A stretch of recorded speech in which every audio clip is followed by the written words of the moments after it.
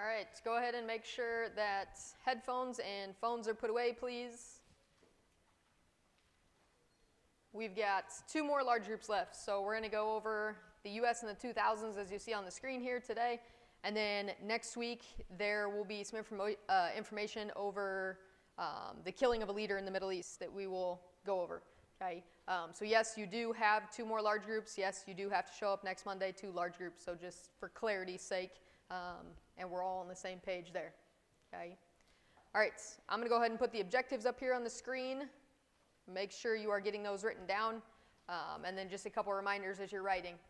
If you have not yet signed up for a final slot, it is not an option not to take the final. You need to talk to your small group teacher and make sure that you are signed up for finals. If you already signed up, obviously you are good to go for that. A couple more activities in small groups this week. So again, you guys aren't quite done with school yet, so make sure we're still paying attention. There's a lot of good information that you'll need for the final that will go on in small groups during those activities that will have, like I said, direct questions on the final, so kind of keep that in mind. Okay. All right. As we get into the 2000s here, we are getting closer to you guys' lifetime. Okay? So this is starting to be a form of history that maybe you've heard a little bit more about or are somewhat aware of. Is kind of the general hope here. Okay? But the two objectives, you're going to explain the controversies surrounding the 2000s presidential election, and then identify the impact that the attacks on 9/11 had on American history. Okay?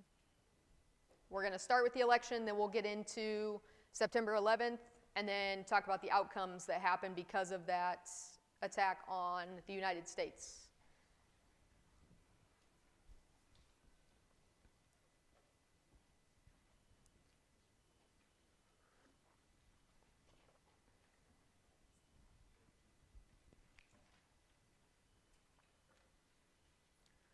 All right, moving into the election here.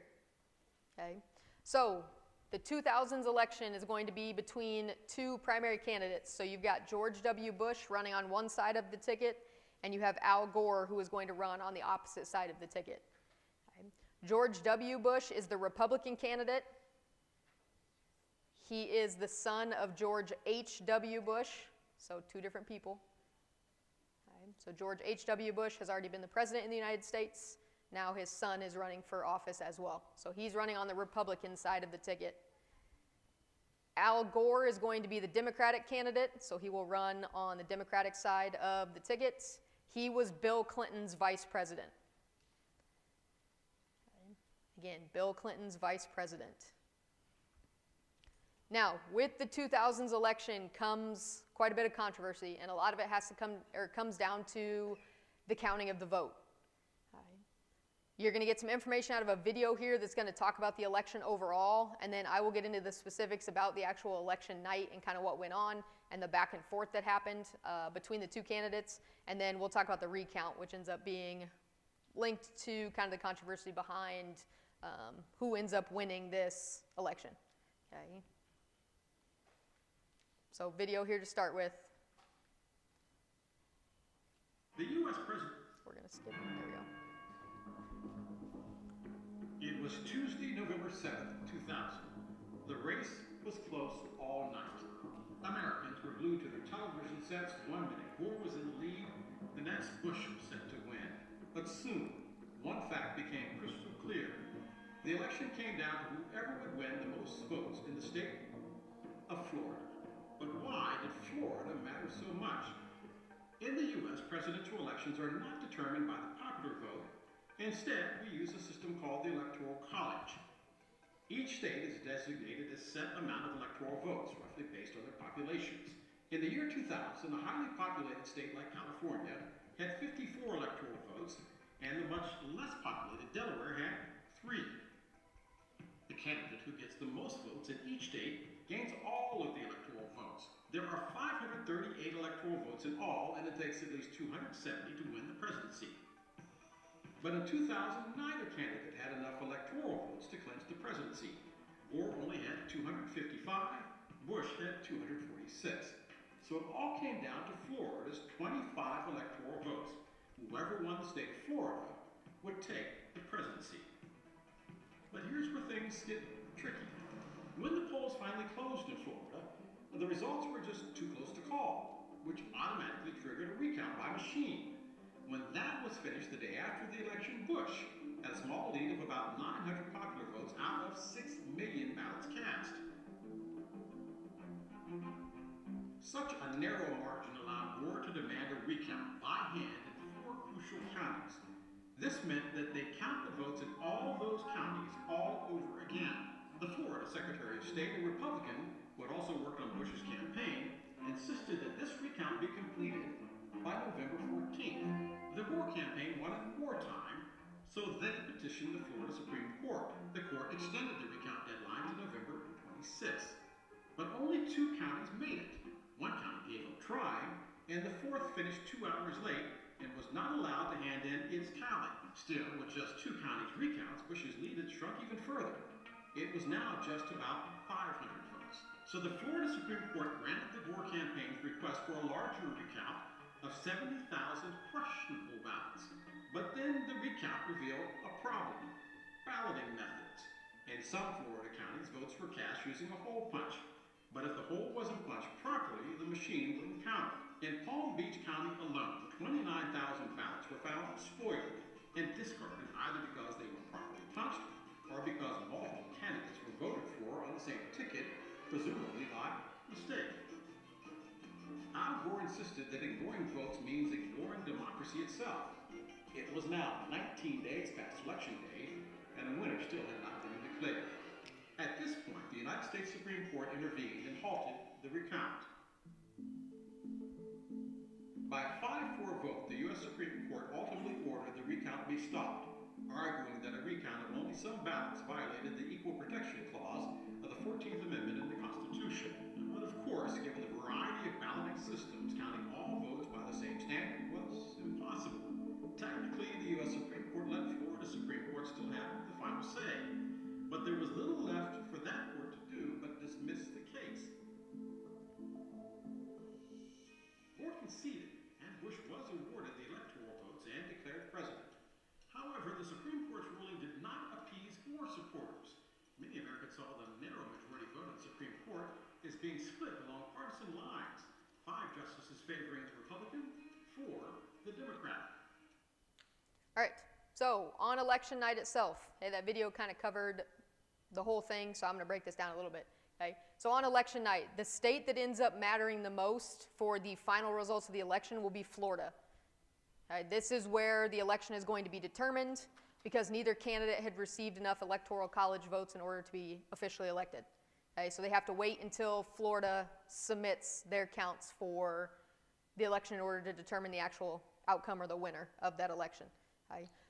Turns out the state of Florida ended up being a very, very close race between the 2 candidates. There was a very slim margin between Bush and Gore as far as who actually ended up with the majority of the votes.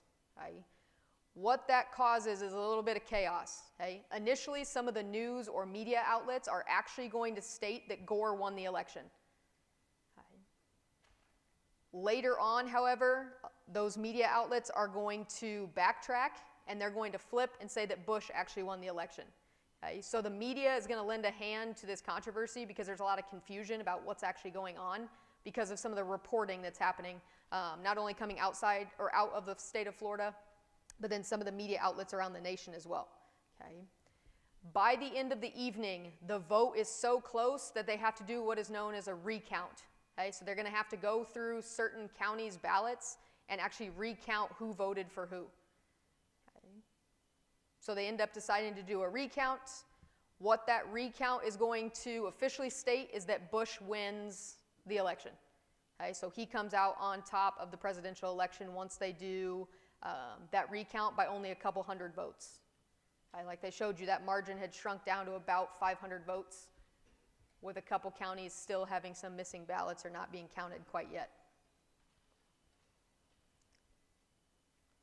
Okay, once that is announced, they are going to call for a recount again, so a second recount to this election. So you should be down in the next section there, the Bush v. Gore.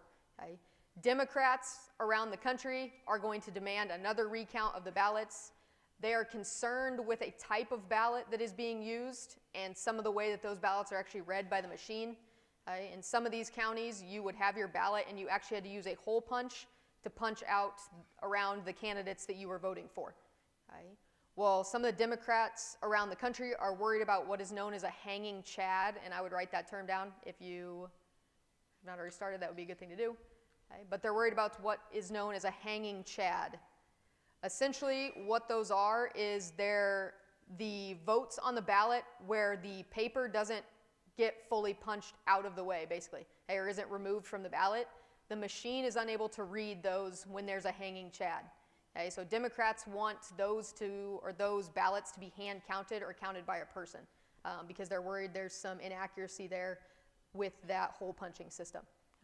There are also going to be some ballots that cause problems because individuals voted for more than one candidate, so ended up accidentally voting for two or punching holes on two of the candidates rather than just one.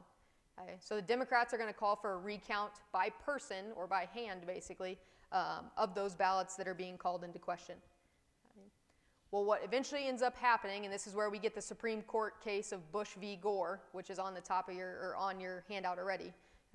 The Supreme Court is going to vote 5-4 that the recount in Florida is done, that it's over. It does not need to continue. Because they called for the stopping of the recount, Gore is officially going to essentially say, I'm good, the presidency can go to Bush.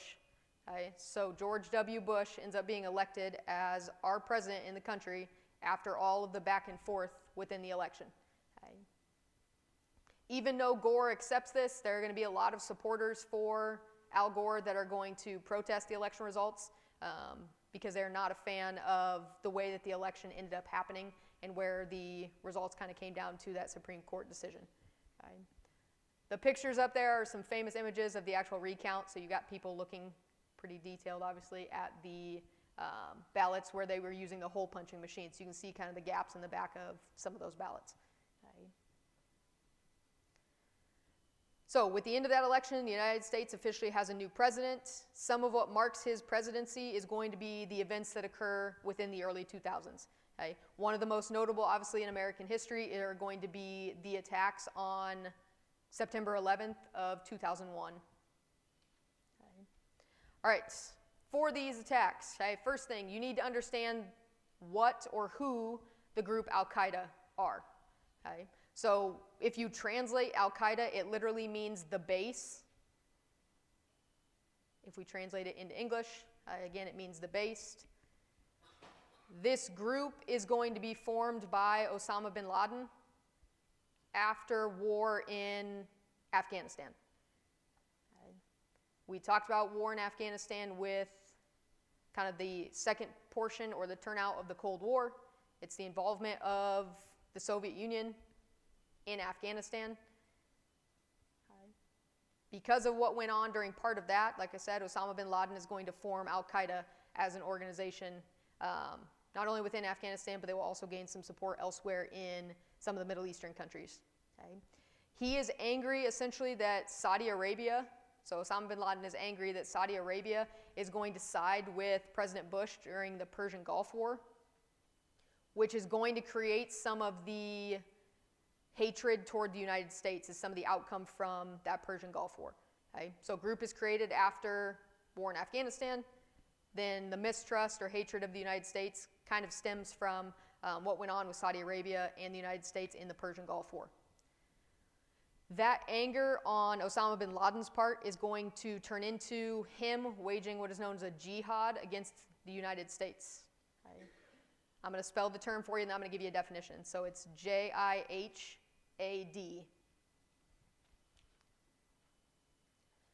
Okay, essentially what this means, so this term, a jihad, is a collective struggle against a common enemy. The idea behind it is for groups like Al-Qaeda to create or wage a holy war or a protection of the Islamic faith against people that they are going to term as infidels. The idea is to create a place where Islam is safe to be practiced and where they can continue moving forward. Okay? So again, it's this idea of like a holy war that they're going to wage against a common enemy. Now, there are other definitions for the term jihad, but that's the definition or the understanding of the term that Al-Qaeda is going to use specifically. Okay? But again, it's finding that common enemy and creating a community, basically, or a safe space for that Islamic faith to continue. Okay? So Al-Qaeda and Osama bin Laden are officially going to wage jihad against the United States.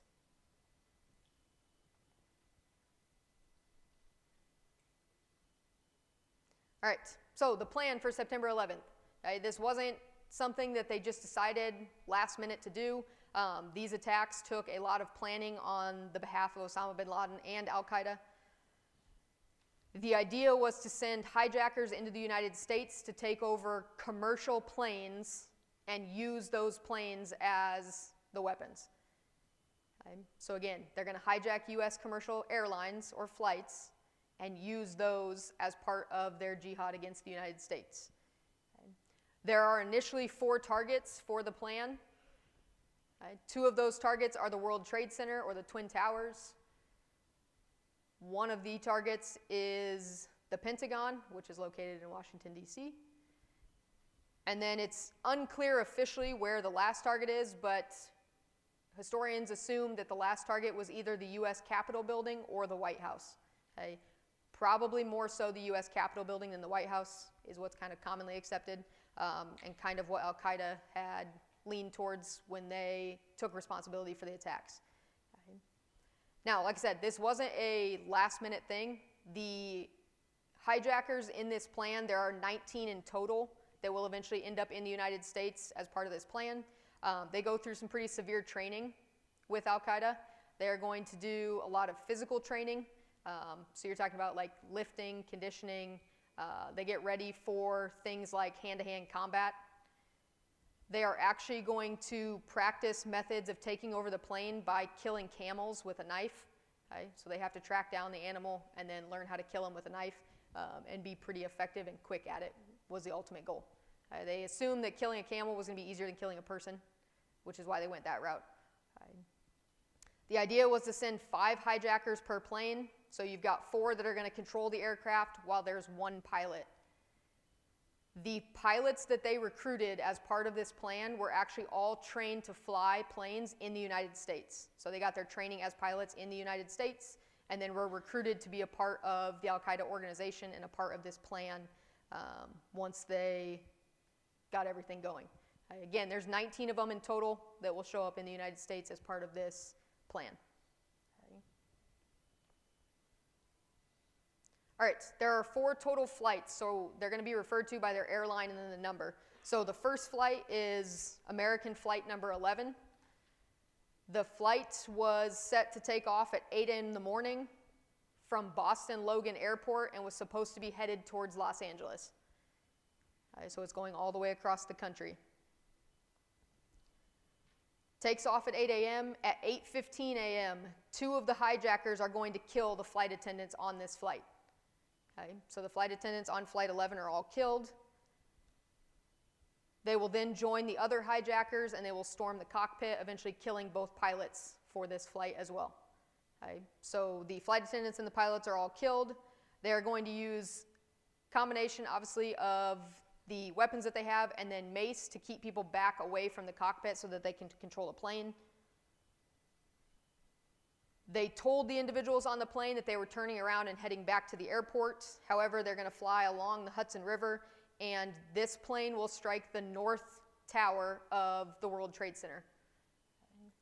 This will be the first one to make contact with any form of building in the United States. This is the video here of the first tower hitting or being hit by the plane.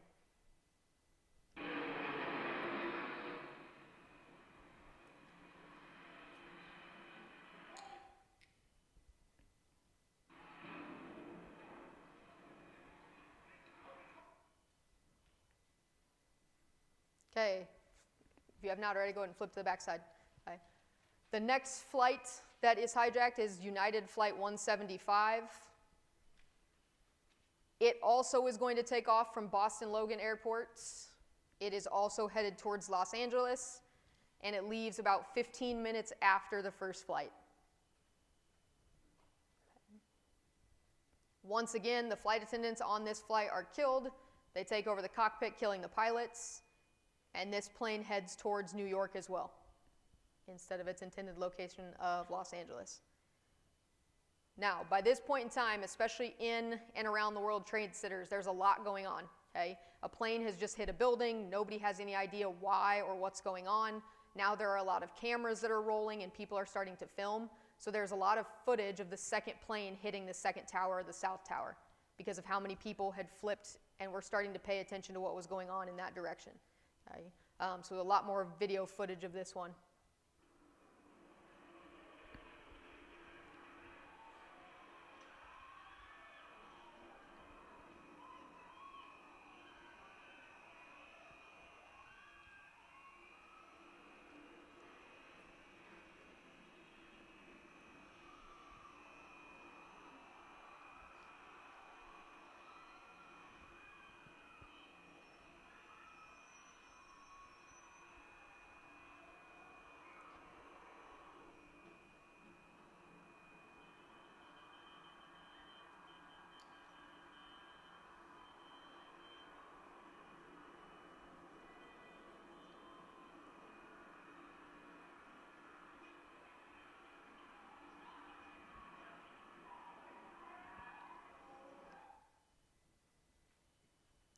Okay, the next of the flights that is hijacked is American Flight 77.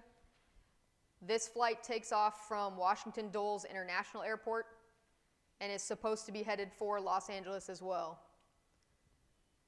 Flight 77 is going to be hijacked and they're going to turn it towards Washington, D.C.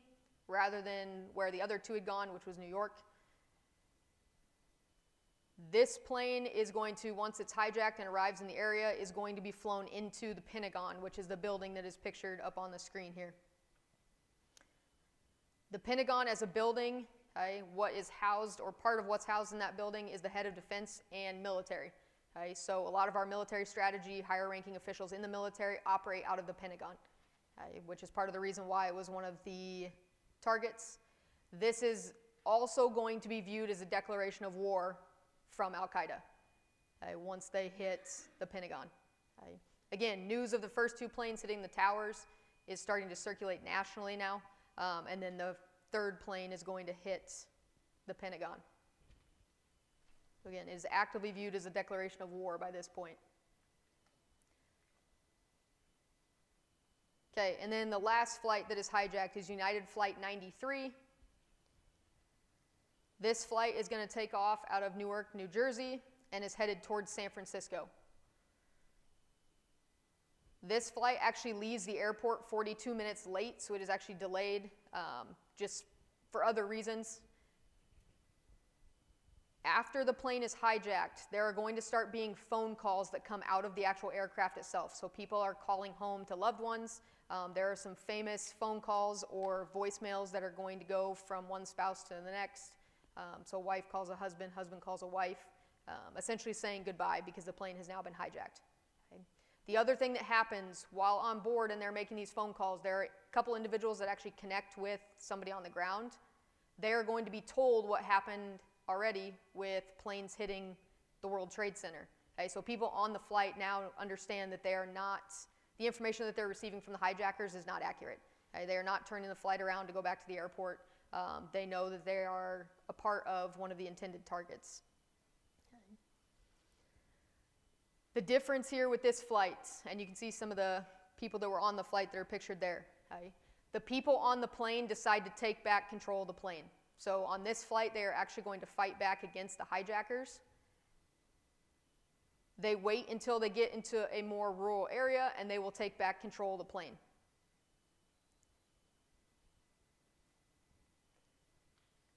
They're unable to land the plane, so this plane is actually going to crash in a field in Pennsylvania, and it kills everybody on board.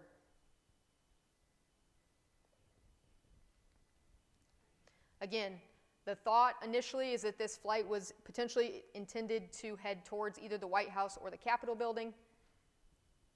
Now it is believed it was most likely headed towards the Capitol building in Washington, D.C. So 9/11 in total, between the four planes that are hijacked and crashed into different facilities around the United States. They are going to cause 2,977 deaths in the United States, including the 19 hijackers in that total. Okay. Majority of the deaths will happen in New York at the World Trade Centers, where 2,753 people are killed. There are massive relief efforts that are put together to attempt to rescue individuals out of those two buildings, as well as get rescue squads to the Pentagon. There are firefighters, paramedics, nurses, doctors that are called from all over the country. There will actually be people that leave Omaha and head towards New York to assist with some of the recovery efforts. So it's kind of a nationwide state of emergency at this point in time to try and figure out what's going on and to help as many of the survivors as possible. 184 people are killed at the Pentagon when the plane hits the Pentagon, and then flight 93, everybody on board is killed, which is about 40 people in that field in Pennsylvania. 9:32 a.m. Hijacker pilot Ziad Jarrah is at the controls of United Airlines Flight 93. He's flying over eastern Ohio when he begins to turn the aircraft around and head toward Washington, D.C. Jarrah's target, according to statements made later by Al-Qaeda leaders, is the U.S. Capitol building. His three lieutenants are armed with knives. They have stabbed at least one passenger. In first class, passenger Tom Burnett checks for a pulse on the stabbing victim. The man is dead. The muscle hijackers then order Burnett, a 38-year-old medical supplies executive, to the back of the plane, along with the other passengers. Burnett watches the hijackers disappear behind the curtain that separates first class and coach. He calls his wife Dina at their home in San Ramon, California. She tells him about the World Trade Center attacks. He wanted to know who was involved, how many airplanes, which airline, what did they want. The news spreads among the passengers. Salesman Jeremy Glick phones his wife Liz. They will stay connected for the next 26 minutes. He asked me if this was true. I hesitated for a minute and then I told him, yeah, it's true. They are crashing planes there. He asked me if I think the guy who claims he has a bomb really has a bomb, and I said I don't think it is a bomb. I think he's bluffing you. Aboard United Flight 93 over eastern Ohio, passenger Tom Burnett places a third call to his wife Dina. He was so matter of fact and he kept saying, don't worry, we're going to do something. I knew that they were going into the cockpit. There was no question. 31-year-old Jeremy Glick tells his wife Liz that he's preparing to take action. Seems good